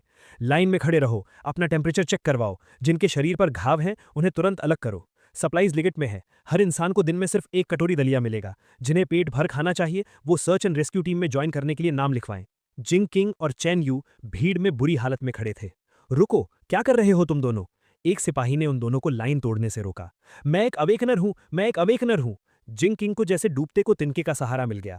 वो पागलों की तरह अपने हाथ हिलाने लगी और चिल्लाई, मेरे पास एबिलिटी है, मैं स्पेशल हूं, मुझे अंदर जाने दो, मुझे तुम्हारे कमांडर से मिलना है। अवेकनर? सिपाही हैरान रह गया। हालांकि ऊपर से ऑर्डर आया था कि स्पेशल एबिलिटीज वाले लोगों को अलग से छांटा जाए, लेकिन पिछले कुछ दिनों में बहुत सारे लोग झूठ बोलकर आने लगे थे। साबित करो, सिपाही ने रूखेपन से कहा। जिंग किंग ने गहरी सांस ली। अपनी कमजोरी और भूख से हो रहे चक्कर को बर्दाश्त करते हुए उसने सड़क के किनारे रखे एक भारी भरकम बैरिकेड पत्थर की तरफ अपना हाथ बढ़ाया। गायब हो जा। एक रोशनी चमकी और वो सैकड़ों किलो भारी पत्थर पलक झपकते ही हवा में गायब हो गया, जैसे वो कभी वहां था ही नहीं। आसपास की भीड़ में सन्नाटा छा गया। सिपाही की आंखें फटी की फटी रह गईं। उसने तुरंत अपना वॉकी टॉकी उठाया। बेस एंट्रेंस पर एक स्पेस टाइप नहीं, एक क्लियर टाइप अवेकनर मिली है, प्लीज इंस्ट्रक्शंस दें। 5 मिनट बाद जिंग किंग और चैन यू को एक गर्म ऑफिस में लाया गया। डेस्क के पीछे एक मिलिट्री कोट पहने अधेड़ उम्र का आदमी बैठा था। उसने जिंग किंग को ऊपर से नीचे तक देखा। तो तुम्हारी एबिलिटी क्लियर करने की है? डायरेक्टर वैंग के हाथ में एक पेन था। तुम कितनी बड़ी चीज को क्लियर कर सकती हो? क्या तुम जिंदा इंसानों को क्लियर कर सकती हो? 2 मीटर तक की कोई भी चीज क्लियर की जा सकती है। जिंग किंग अब थोड़ा साफ बोल पा रही थी, क्योंकि उसे आखिरकार गर्मी मिल गई थी। मैं जिंदा इंसानों को भी मार सकती हूँ। अभी रास्ते में मैंने एक म्यूटेटेड मैस्टिफ को मारा है। कमांडर, मैं कॉम्बैट टाइप टैलेंट हूँ। मुझे एक प्राइवेट कमरा चाहिए और मुझे खाने में मीट चाहिए। डायरेक्टर वैंग ऐसे हंसा जैसे उसने कोई बहुत बड़ा मजाक सुन लिया हो। Combat type? छोटी बच्ची, तुम्हें लगता है कि एक कुत्ते को मारकर तुम इनविंसिबल हो गई हो? वो उठा और खिड़की के पास जाकर बाहर ज़ॉम्बियों की घनी भीड़ की तरफ इशारा किया। अभी बाहर हजारों ज़ॉम्बी हैं। तुम्हारी वो एबिलिटी जो एक बार में सिर्फ एक को मार सकती है और कुछ बार इस्तेमाल करने के बाद तुम्हें सुन्न कर देती है, वो जंग के मैदान में कूड़े के बराबर है। जो काम एक स्नाइपर एक गोली में कर सकता है, उसके लिए हम तुम्हें मरने के लिए क्यों भेजें? जिंग चिंग का चेहरा तुरंत पीला पड़ गया, लेकिन डायरेक्टर वैंग ने बात पलटी और उसकी नजरें बाहर बर्फ से ढके रनवे पर गईं। तुम्हारी एबिलिटी राक्षस मारने के काम की तो नहीं है, लेकिन किसी और काम के लिए बहुत सही है।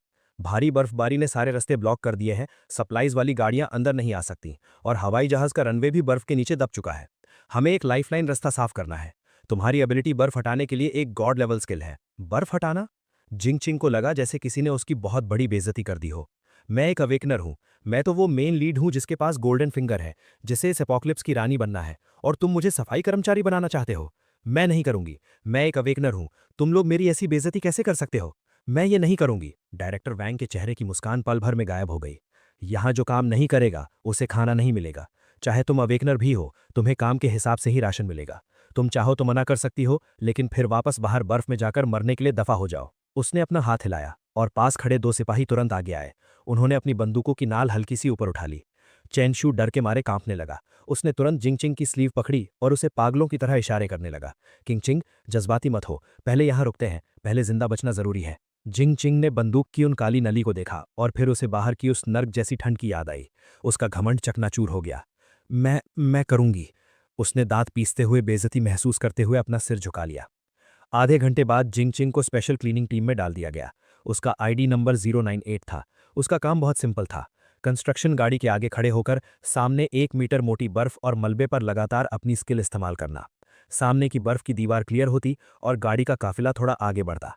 हर बार स्किल इस्तेमाल करने पर उसे ऐसा लगता जैसे उसके शरीर से सारा खून चूस लिया गया हो। जल्दी करो, क्या नाटक लगा रखा है? पीछे का काफिला इंतजार कर रहा है। सुपरवाइजर हाथ में स्पीकर लिए चिल्लाता। अगर वो जरा सी भी सुस्त पड़ती तो उसे गंदी गंदी गालियां खानी पड़ती। और चेनशू, क्योंकि उसके पास कोई एबिलिटी नहीं थी, उसे सबसे निचले लेवल पर डाल दिया गया। Transport group. उसका काम था ठंड से मरे या ज़ॉम्बी द्वारा काटे गए लोगों की लाशें उठाकर इंसिनरेटर पिट में डालना। वहां की बदबू किसी को भी बेहोश करने के लिए काफ़ी थी और वहां हमेशा इन्फेक्शन का खतरा बना रहता था। लेकिन सिर्फ जिंदा रहने के लिए, ताकि उसे आधा फफूंदी लगा हुआ बन मिल सके, उसे ये सब बर्दाश्त करना पड़ा। आधी रात को दोनों स्टेडियम के स्टैंड्स के नीचे बने कॉमन बेड्स पर बेजान गिरे हुए थे। यहाँ सैकड़ों लोग भरे पड़े थे। पसीने और पैरों की बदबू आपस में मिल रही थी। जिंगचिंग ने अपने सूजे हुए और फटे हुए हाथों को देखा और उसके आंसू रुकने का नाम नहीं ले रहे थे। ऐसा नहीं होना चाहिए था। मेरे पास सिस्टम है, मैं रीबोर्न होकर वापस आई हूँ। उसे जिंग बुफान की याद आई और उसके गर्म फायरप्लेस की। जिंग बुफान, तुम इस वक्त बहुत खुश होगे ना? जिंगचिंग ने उस गंदे ब्लैंकेट को कसकर पकड़ लिया। उसके नाखून उसके हाथों में गड़ गए। तुम इंतजार करो, बस एक बार मैं यहाँ ऊंचे लेवल पर पहुंच जाऊं, एक बार मैं यहाँ के हाईएस्ट कमांडर से मिल लूं, फिर मैं तुमसे सब कुछ वापस छीन लूंगी। उसी वक्त शहर के फर्स्ट हॉस्पिटल के एंट्रेंस स्क्वायर पर जमे हुए ज़ॉम्बीज़ की भीड़ लगी हुई थी। ये मरे नहीं थे। जैसे ही इन्हें किसी जिंदा इंसान की गर्मी महसूस होती, ये तुरंत जाग जाते। मैंने कहा, system elite force field activate करो। मैंने थोड़ी सी एनर्जी खर्च करके अपने आसपास एक साउंड प्रूफ लेयर बना ली। मैंने ग्रैपलिंग हुक का इस्तेमाल किया और सीधा थर्ड फ्लोर की खिड़की पर चढ़ गया। थर्ड फ्लोर पर फार्मेसी थी और यहाँ ज़ॉम्बी थोड़े कम थे। आसपास भटक रहे कुछ नर्स ज़ॉम्बीज़ को मारने के बाद मैं रैक्स के पास गया। मैंने अपना हाथ घुमाया और दवाइयों की पूरी लाइनें पलक झपकते ही गायब हो गई। जब मैं आधा सामान लूट चुका था, तभी नीचे से जबरदस्त फायरिंग की आवाज आई। मैं खिड़की के पास गया और नीचे देखा। 2 मॉडिफाइड राइट कंट्रोल गाड़ियां अस्पताल का दरवाजा तोड़कर अंदर घुसी थीं। 7-8 हथियारों से लैस लुटेरे ज़ॉम्बीज़ पर गोलियां बरसा रहे थे। उन गाड़ियों पर एक काले शार्क का निशान था, ब्लैक शार्क गैंग। फिर से यही लोग। लगता है उन्हें भी दवाइयों की अहमियत समझ आ गई है और वो रात के अंधेरे में इसे लूटने आए हैं। किस्मत भी क्या खेल खेलती है। मैंने एक ठंडी मुस्कान दी। मैंने जल्दी वहां से निकलने की कोई कोशिश नहीं की, बल्कि मैं खिड़की के पास आराम से टिक कर खड़ा हो गया और नीचे का ड्रामा देखने लगा। ब्लैक शार्क गैंग की फायर पावर बहुत जबरदस्त थी। उन्होंने जल्द ही एक रास्ता साफ कर लिया और सीधे लॉबी की लिफ्ट की तरफ बढ़े। लेकिन बंदूकों की आवाज बहुत तेज थी। सिर्फ स्क्वायर के ज़ॉम्बी ही नहीं, बल्कि आसपास की कई गलियों के ज़ॉम्बी भी वहां खींचे चले आए। जैसे ही ब्लैक शार्क गैंग के लोग लॉबी में घुसे, जमीन अचानक फट गई। एक 3 मीटर से भी लंबा, पूरी तरह से मसल से भरा हुआ विशाल ज़ॉम्बी जमीन फाड़कर बाहर निकला। Level 2 mutated tyrant, strength type. मेरी आंखें सिकुड़ गईं। इतनी जल्दी लेवल 2 म्यूटेंट्स आ गए? शिट, ये क्या बला है? ब्लैक शार्क गैंग के लोग डर के मारे सुन्न पड़ गए। कई AK-47 ने एक साथ गोलियां बरसाईं, लेकिन टायरेंट के शरीर पर लगने के बाद उनसे बस खून के कुछ छींटे ही उड़े। टायरेंट ने एक भयानक दहाड़ मारी, पास पड़े एक पुराने स्ट्रेचर बेड को उठाया और उसे फ्रिस्बी की तरह उनकी तरफ फेंक दिया। ब्लैक शार्क गैंग के 2 गुंडे वहीं कुचलकर मांस के लोथड़े बन गए। पूरा सीन कंट्रोल से बाहर हो चुका था। बढ़िया मौका है। मेरी आंखें चमक उठीं। उस टायरेंट का लेवल 2 कोर सीधा मेरा लेवल अप कर सकता है और पूरी उम्मीद है कि मुझे कोई नई एबिलिटी भी मिल जाएगी। मैं सब्र के साथ इंतजार करता रहा ताकि ब्लैक शार्क गैंग वाले उस टायरेंट की एनर्जी खत्म कर दें। 5 मिनट बाद लॉबी में सन्नाटा छा गया। ब्लैक शार्क गैंग के 7 गुंडे लाश बन चुके थे और वो टायरेंट भी बुरी तरह घायल था। वो जोर जोर से सांसें ले रहा था और जमीन पर बैठकर अपनी चोटें ठीक करने के लिए उन लाशों को खा रहा था। यही सही वक्त है। मैं एक बाज की तरह तीसरे फ्लोर से नीचे कूदा। हवा में ही मैंने अपने स्पेस से TNT विस्फोटकों का एक बंडल निकाला, उसका फ्यूज जलाया और बोला, ये लो तुम्हारे लिए एक बड़ा तोहफा। टायरेंट ने अपना बड़ा मुंह खोला। शायद उसे लगा कि ये कोई खाने की चीज है और उसने सीधा उस बंडल को अपने दांतों से पकड़ लिया। मैं जमीन पर रोल करता हुआ एक बड़े पिलर के पीछे छुप गया। एक जबरदस्त धमाके की आवाज ने पूरी बिल्डिंग को हिलाकर रख दिया। धुआं छटने के बाद मैंने देखा कि टायरेंट का गर्दन से ऊपर का पूरा हिस्सा उड़ चुका था। बस एक बिना सिर की भारी भरकम लाश खून से सनी पड़ी थी। मैं आगे बढ़ा और मांस के उस चीथड़े में ढूंढने लगा। आखिरकार मुझे एक अखरोट के बराबर का कोर मिल गया। Got level 2 strength core, high purity energy source detected. क्या आप इसे तुरंत एब्जॉर्ब करके लेवल अप करना चाहते हैं? मैंने कहा यस। मेरे हाथ में रखा वो कोर पलक झपकते ही एक गर्म लहर में बदल गया और मेरी हथेली के अंदर समा गया।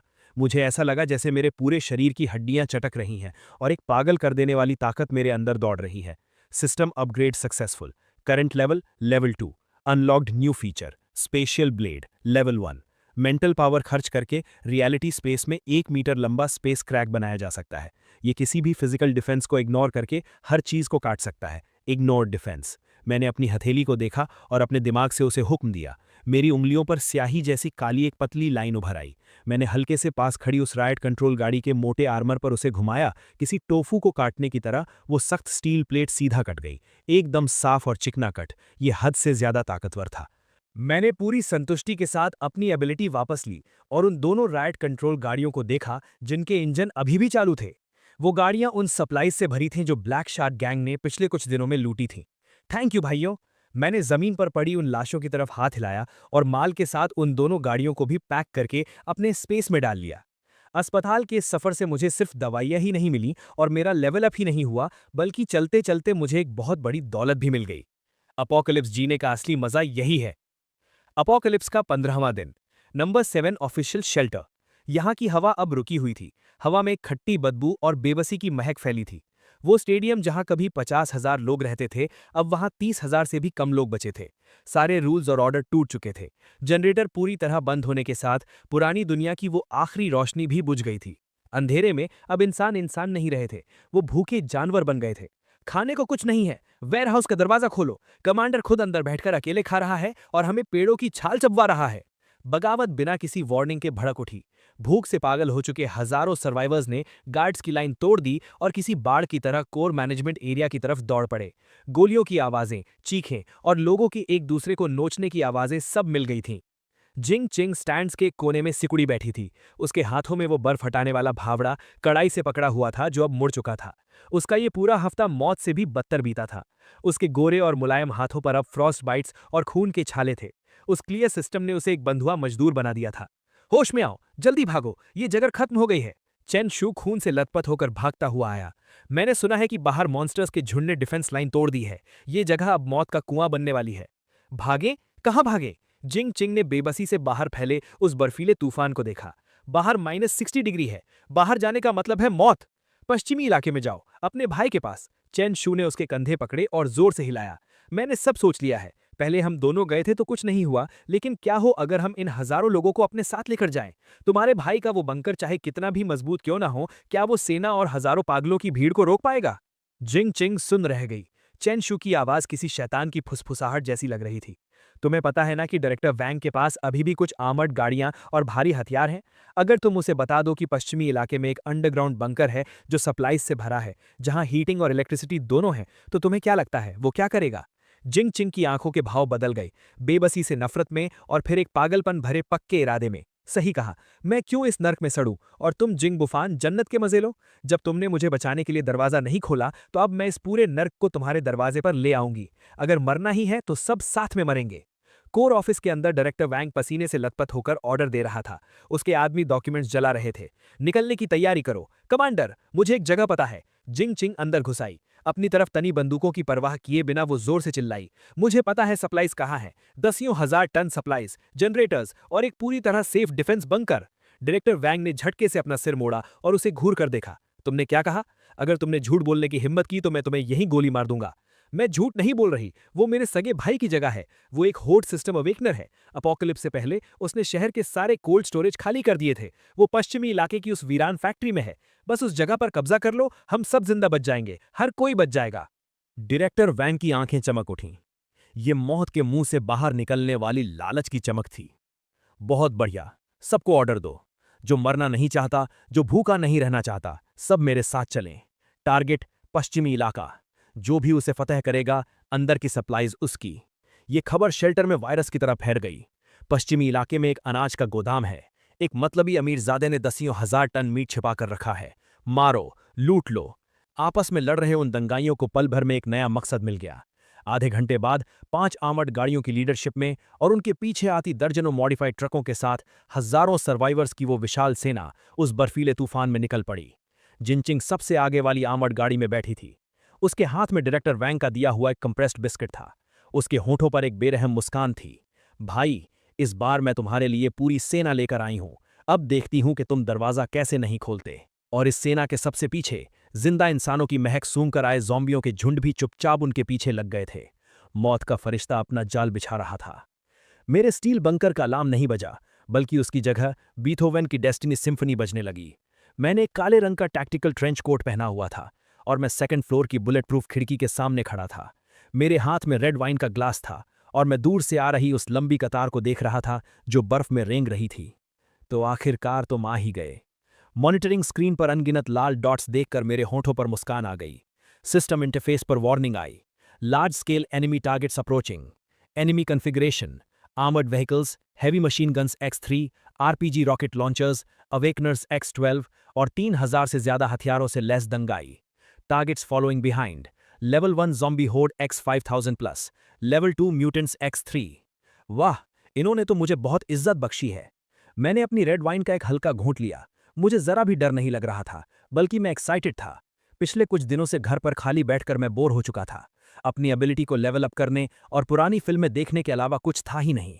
मौत के मुंह में नाचने का ये मजा ही तो अपोकलिप्स का असली रोमांच है। गाड़ियों का वो काफिला फैक्ट्री से 500 मीटर की दूरी पर रुका। स्पीकर से डायरेक्टर वैंग की आवाज आई। अंदर बैठे जिंग बुफान, ध्यान से सुनो। हम नंबर 7 शेल्टर की ऑफिशियल रेस्क्यू टीम है। हम कानून के नाम पर तुम्हारी सप्लाईज और इस बंकर को कब्जे में ले रहे हैं। तुरंत अपने हथियार डाल दो और दरवाजा खोलो। अगर तुम कोऑपरेट करोगे तो हम तुम्हें स्पेशल एडवाइजर का दर्जा देंगे और तुम्हारी सेफ्टी की गारंटी लेंगे। Special adviser? मैंने माइक्रोफोन में हंसते हुए कहा। या फिर स्पेशल स्लेव? मेरी आवाज स्पीकर के जरिए उस पूरे मैदान में गूंज उठी और उसमें साफ साफ बेइज्जती झलक रही थी। डायरेक्टर वैंग है ना? मुझे याद है पिछली जिंदगी में। नहीं, मेरा मतलब है, मुझे पता है कि तुम्हें अवेकनर्स के टुकड़े करके उन पर रिसर्च करना बहुत पसंद है। तो क्या इस बार तुम मेरे स्पेस पर रिसर्च करना चाहते हो? डायरेक्टर वैंग का चेहरा उतर गया। उसने सोचा नहीं था कि मैं इतनी ढिठाई दिखाऊंगा। सीधी बात समझ नहीं आती तो लातों के भूत बातों से नहीं मानते। जिंगचिंग, तुमने कहा था ना कि तुम दरवाजा तोड़ सकती हो। ऊपर जाओ और बात करो। मुझे भी देखने दो कि तुम्हारे रिश्ते में कितना दम है। जिंगचिंग को आगे धकेला गया। वो हाथ में स्पीकर लिए आर्मर्ड गाड़ी के ऊपर खड़ी हो गई। जिंग बुफान, तुम चारों तरफ से घिर चुके हो। इन लोगों को देखो, ये सब भूख से मरने वाले हैं। तुम अकेले इतनी सारी सप्लाईज दबाकर बैठे हो। क्या तुम्हारा जमीर तुम्हें नहीं कचोटता? अभी दरवाजा खोल दो तो ये सब तुम्हारा एहसान मानेंगे, वरना अगर हम अंदर घुस गए तो तुम्हें चीथड़ों में फाड़ दिया जाएगा। चीथड़ों में फाड़ देंगे? मैंने अपना सिर हिलाया और अपनी उंगली कंट्रोल पैनल के एक लाल बटन पर रख दी। मेरी प्यारी बहन, तुम अभी भी इतनी मासूम हो। तुम्हें लगता है कि इतने सारे लोगों को यहां लाकर तुम मुझे डरा रही हो? नहीं, तुम तो मेरे लिए बैरिकेड्स ला रही हो। फायर! डायरेक्टर वैंग का सब्र टूट चुका था। एक आरपीजी रॉकेट हवा को चीरता हुआ फैक्ट्री के मेन गेट की तरफ बढ़ा, लेकिन जैसे ही वो दरवाजे से टकराने वाला था, एक ना दिखने वाली ढाल चमक उठी। वो रॉकेट मानो किसी शीशे से टकराया हो और एक अजीब तरीके से मुड़कर सीधे पास खड़े एक ट्रक पर जा लगा। दंगाइयों से भरा वो ट्रक पल भर में बम से उड़कर कबाड़ बन गया। क्या? सब लोग सुन्न रह गए। जवाबी हमला करो, मारो! अनगिनत गोलियां तूफान की तरह दीवारों पर बरसी, लेकिन उनसे सिर्फ चिंगारियां ही निकलीं। वो गोलियां दीवार का पेंट तक नहीं उखाड़ पाईं। मैंने चुटकी बजाई, अब मेरी बारी, और फिर मैंने वो बटन दबा दिया। Defence system sequence 2, minefield activated. जो दंगाई सबसे आगे भाग रहे थे उनके पैरों के नीचे की बर्फ अचानक धंस गई। सैकड़ों लैंडमाइंस एक के बाद एक फटने लगे। पूरी बर्फ पल भर में लाल हो गई और सैकड़ों लोग हवा में भाप बन गए। पीछे हटो, जल्दी पीछे हटो! भीड़ दहशत में पीछे की तरफ भागने लगी, लेकिन पीछे वाले लोग अभी भी आगे आ रहे थे। पल भर में वहां भगदड़ मच गई। ठीक उसी वक्त पीछे के बर्फीले मैदान से कान फाड़ देने वाली दहाड़े सुनाई दी। धमाकों की आवाज और खून की महक से खींचे चले आए उन हजारों ज़ॉम्बियों ने आखिरकार अपने दांत दिखा दिए। खून की उस महक से पागल होकर वो पीछे से भीड़ पर भूखे भेड़ियों की तरह टूट पड़े। ज़ॉम्बी! पीछे ज़ॉम्बी आ गए हैं! अब वो दोनों तरफ से फंस चुके थे। जिंकिंग, जल्दी अपनी एबिलिटी इस्तेमाल करके आगे के माइनफील्ड को क्लियर करो, जल्दी! डायरेक्टर वोंग की आंखें लाल हो चुकी थीं। उसने अपनी बंदूक जिंकिंग के सिर पर रख दी। जिंकिंग डर से बुरी तरह कांप रही थी। उसने पूरी ताकत से आगे की तरफ क्लियर एबिलिटी का इस्तेमाल किया, लेकिन माइनफील्ड बहुत बड़ा था और उसकी जरा सी एनर्जी समुंदर में एक बूंद के बराबर थी। 1 मिनट से भी कम समय में उसकी नाक से खून बहने लगा और वो गाड़ी की छत पर गिर पड़ी। मैं और नहीं कर सकती, सच में नहीं कर सकती। नाकारा औरत! डायरेक्टर वोंग ने उसे लात मारकर गाड़ी से नीचे फेंक दिया। वो आर्मर्ड गाड़ी में घुसा और उसे मोड़कर भागने की कोशिश करने लगा, लेकिन मैं उसे भागने कैसे देता? जब आ ही गए हो तो कुछ छोड़ कर जाओ। मैं बैल्कनी पर खड़ा था। मैंने अपना दाया हाथ उठाया और मुड़ रही उस आर्मर्ड गाड़ी की तरफ हवा में इशारा किया। Spatial blade! हवा में एक साफ दिखने वाली काली दरार गुजरी, बिना किसी आवाज के। वो 10 टन भारी आर्मर्ड गाड़ी और उसके अंदर बैठा डायरेक्टर वोंग सीधे बीच से 2 टुकड़ों में कट गया। पूरे मैदान में सन्नाटा छा गया। सब उस एक वार की ताकत से खौफ में आ गए थे। क्या यही भगवान की ताकत है? चेंशु लाशों के ढेर में छिपा हुआ था। ऊंचाई पर किसी भगवान की तरह खड़े उस इंसान को देखकर उसका पैंट वहीं गीला हो गया। लड़ाई पूरे 3 घंटे तक चली। कुछ लोगों को छोड़कर जो मौका देखकर गहरी बर्फ में भाग गए, वो 3000 लोगों की सेना पूरी तरह तबाह हो चुकी थी। हर तरफ लाशें ही लाशें थीं। खून की गर्मी से बर्फ पिघली और फिर तुरंत जमकर लाल बर्फ की एक मोटी परत बन गई। ये जगह अब एक बहुत बड़े खुले कब्रिस्तान में बदल चुकी थी। ज़ॉम्बी की भीड़ का सफाया भी मैंने अपनी हैवी मशीन गन से कर दिया था। तूफान रुक चुका था। आसमान में एक फीका चांद चमक रहा था। जो जमीन पर इस नर्क को रोशन कर रहा था। मेन गेट के सामने अब सिर्फ 2 ही जिंदा लोग बचे थे, जिंकिंग और चेन शू। उनकी किस्मत अच्छी थी क्योंकि शुरुआत में ही उन्हें गाड़ी से नीचे लात मार दी गई थी और वो आर्मर्ड गाड़ी के मलबे के नीचे लाश बनने का नाटक करके छुप गए थे। दरवाज़ा धीरे धीरे खुला। मेरे हाथ में मेरी टैक्टिकल कुल्हाड़ी थी और मैं कदम बढ़ाते हुए उन दोनों की तरफ गया। भाई, जिंकिंग घुटनों के बल जमीन पर थी। उसका पूरा चेहरा खून से सना था और वो एक कुत्ते की तरह रेंगते हुए मेरी तरफ आ रही थी। मेरी गलती थी, मैं सच में गलत थी। मुझे मजबूर किया गया था। डायरेक्टर वोंग ने मुझे यहाँ आने पर मजबूर किया था। तुम्हें तो पता है मैं कितनी डरपोक हूँ। हाँ, उन्होंने ही हमें मजबूर किया था। जिंग बुफान, बुफान भाई, बॉस बुफान, हमारे पुराने रिश्ते के खातिर मुझे एक कीड़े की तरह जाने दो। मैं जिंदगी भर तुम्हारा कुत्ता बनकर रहूंगा। मैं उन दोनों से 2 मीटर की दूरी पर रुका। मैंने कुछ नहीं कहा, बस अपने स्पेस से एक टेबल और कुर्सियां निकालीं। फिर मैंने एक लाल तांबे का छोटा चूल्हा निकाला, आग जलाई, उस पर बर्तन रखा, पानी डाला और कुछ मसाले डाले। जल्द ही वो मसालेदार खुशबू फिर से हवा में फैल गई। मैंने पतले कटे हुए मटन की एक प्लेट निकाली और बहुत आराम से उसे पकाने लगा। खाना चाहते हो? मैंने मीट का एक टुकड़ा उठाया और उस पर फूंक मारी। जिंग और चैन शू ने अपना थूक निकला। उनकी आंखों में भूख थी, लेकिन उससे भी कहीं ज्यादा खौफ था। मुझे एक बाइट दे दो, मैं तुम्हारे हाथ जोड़ती हूं। जिंग रोते हुए गिड़गिड़ा रही थी। ये नज़ारा कितना जाना पहचाना लग रहा है ना? मैंने मीट अपने मुंह में डाला और आराम से चबाने लगा। पिछली जिंदगी में मैं भी तुम्हारे सामने ऐसे ही गिड़गिड़ाया था। उस बंद दरवाजे के पार मैंने तुमसे पानी की एक घूंट मांगी थी या सड़े हुए बिस्कुट का एक टुकड़ा मांगा था, और तुमने क्या कहा था? जिंग का शरीर कांपने लगा। उसकी बोलने की हिम्मत नहीं हुई। तुमने कहा था कि सप्लाईज काम के लोगों के लिए हैं, कबाड़ लोगों को हवा भी बर्बाद नहीं करनी चाहिए। मैंने अपने चॉपस्टिक्स नीचे रखे और उन्हें बर्फ जैसी ठंडी नजरों से देखा। आज मैं तुम्हारी वो बात तुम्हें वापस लौटाता हूं। मैं अपनी जगह से उठा। मेरे हाथ में पकड़ी टैक्टिकल कुल्हाड़ी चांद की रोशनी में चमक रही थी। चेनशू, मैंने उसे पुकारा। चेनशू को लगा कि शायद उसके लिए कोई रास्ता खुल गया है। उसने तुरंत अपना सिर उठाया। तुमने कहा था ना कि तुम जिंग से प्यार करते हो और उसके लिए जान भी दे सकते हो? चेनशू थोड़ा हिचकिचाया। उसने अपने बगल में बैठी जिंग की तरफ देखा। अगर तुम इसे मार दोगे तो मैं तुम्हें अंदर आकर हॉटपॉट खाने दूंगा और तुम्हें एक गर्म कमरा भी दूंगा। मेरी आवाज किसी लालच से भरी थी। यहां तक कि मैं तुम्हें एक एवोल्यूशन पोशन भी दूंगा, जिससे तुम भी एक अवेकनर बन जाओगे। मैंने एक खंजर चेनशू के सामने फेंक दिया। ये इंसानी फितरत का सबसे बड़ा इम्तिहान था। जिंग ने खौफ में चेनशू को देखा और उसका शरीर पीछे खिसकने लगा। सीनियर, तुम ऐसा नहीं करोगे। हम एक दूसरे से प्यार करते हैं। चेनशू ने उस खंजर को देखा, फिर उसने मेरे पीछे उस गर्म और रोशन बंकर को देखा और फिर अपने सामने बैठी उस कीचड़ में सनी बेकाम औरत को देखा। उसी पल प्यार का वो नकाब पूरी तरह टूटकर बिखर गया। चेनशू ने झटके से वो खंजर उठाया और एक खूंखार जानवर की तरह जिंग पर झपट पड़ा। किंग, तुमने भी सुना, बस तुम्हारे मरने से मेरी जान बच जाएगी। वैसे भी तुम्हारे पास अब कोई सप्लाईज नहीं है, तो मेरे लिए एक बार मर जाओगी तो क्या चला जाएगा? जिंग चीख पड़ी। जिंदा रहने की फितरत ने उसकी बची खुची ताकत को बाहर निकाल दिया। क्लियर। हालांकि उसकी एनर्जी खत्म हो चुकी थी, लेकिन ये वार चेनशू के हाथ में पकड़े खंजर पर लगा और वो खंजर गायब हो गया। लेकिन चेनशू तब तक जिंग के ऊपर आ चुका था। उसने अपने दोनों हाथों से उसका गला कसकर पकड़ लिया।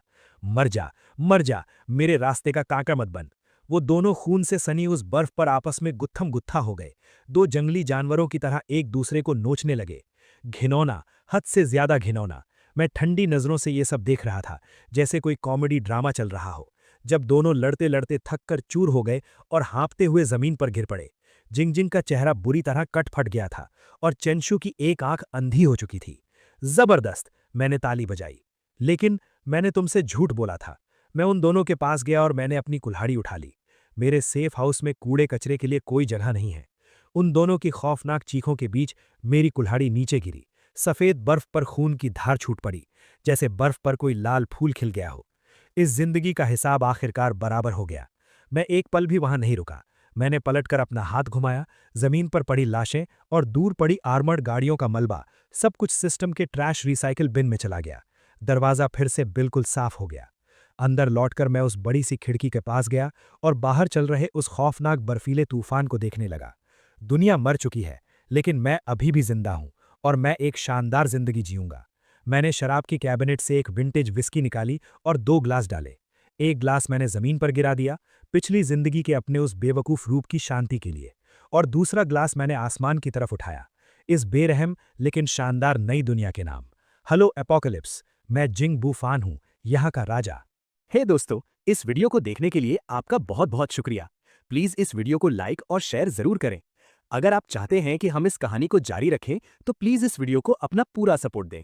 और ऐसी ही नई नई स्टोरीज़ के लिए चैनल को अभी सब्सक्राइब कर लें। मिलते हैं अगले वीडियो में।